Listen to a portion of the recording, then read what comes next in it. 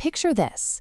Someone is calmly telling you that everything is perfectly fine, but their arms are tightly crossed, they're leaning away from you, and there's a massive gap of empty space between you both. Most of us assume that if we hear the words being spoken, we are successfully communicating. But as Stephen Covey pointed out, most people do not listen with the intent to understand. They listen with the intent to reply, simply waiting for their turn to speak. This chart shows how human communication is actually distributed. The small slice represents the actual words we say, 20 to 30% of the equation. The rest of it, a full 70 to 80%, is entirely nonverbal. When we miss that massive chunk of data, we operate with a functional tone deafness. Psychologists trace this to a deficit in emotional intelligence, or EQ, the ability to recognize our own emotional patterns and decode the signals coming from others. Treating the dictionary definition of words as your only guide to a conversation ignores the vast majority of information being exchanged. Developing an awareness of these unspoken signals is what shifts an interaction from a basic exchange of facts to a meaningful connection. Building this capability starts with a mechanical shift in how we engage one-on-one, through active listening. This is a deliberate effort to extract the complete message the other person is trying to deliver, rather than letting sound passively wash over you. It requires dedicating undivided attention, putting away phones, and stopping the mental draft of an argument. This is paired with continuous physical engagement, actively nodding, maintaining direct eye contact, and keeping your posture open. Next, the listener provides feedback, often by summarizing what they have heard to clarify points. This works only if you deliberately defer all judgment, letting the speaker finish their entire thought before you begin to formulate a response. Finally, you respond with a level of respect that confirms the full message, including the emotions behind it, was accurately received. Following these sequential steps turns a passive receiver into an active participant. It shifts the gravitational pull of the conversation away from yourself and places it squarely on the person speaking. Once you are listening actively, you have to expand what you are looking for. While words can be carefully selected to hide intentions, the physical body rarely lies.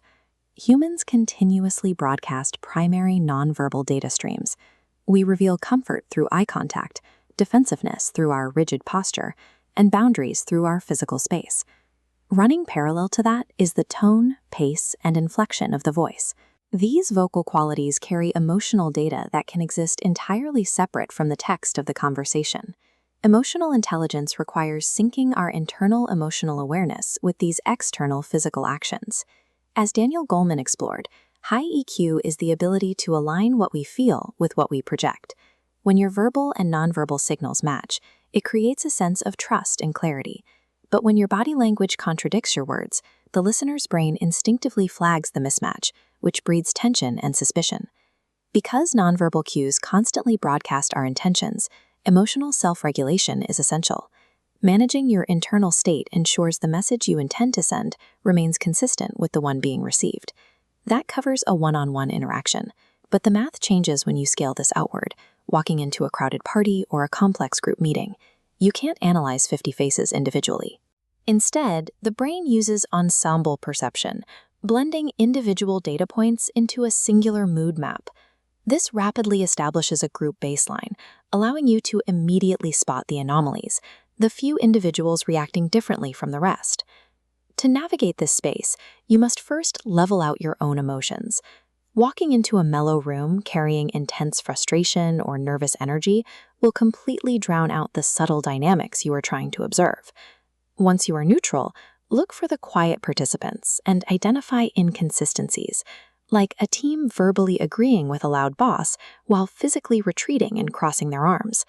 This physical mismatch reveals the true power dynamics.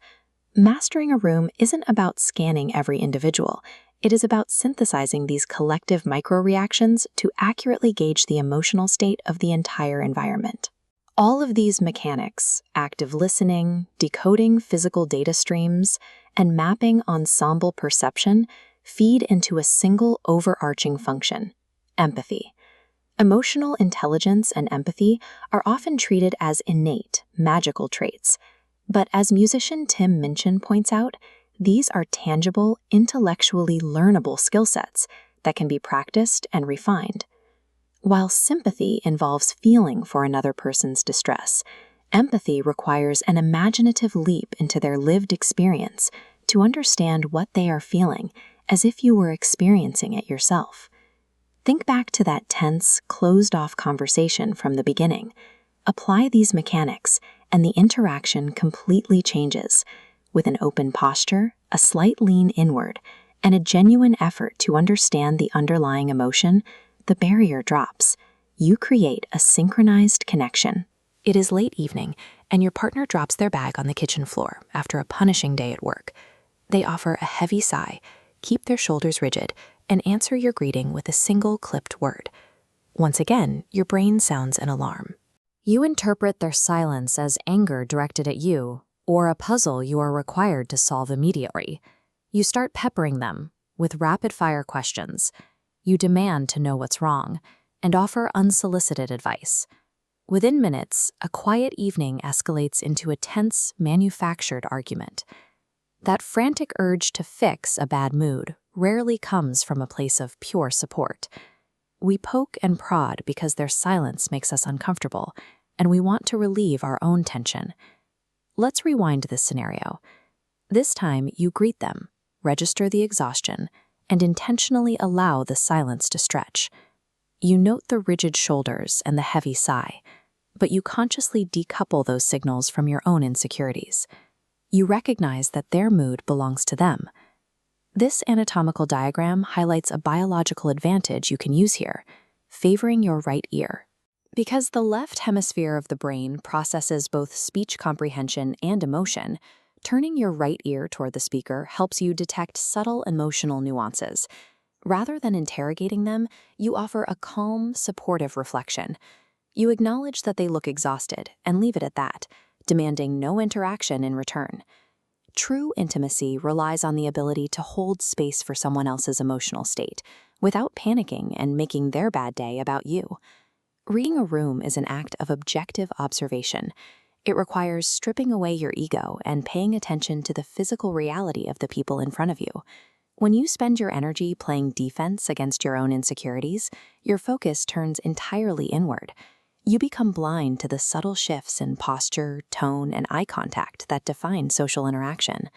Emotional intelligence asks you to drop the performance. You silence the internal narrative so you can match the actual pace and energy of reality.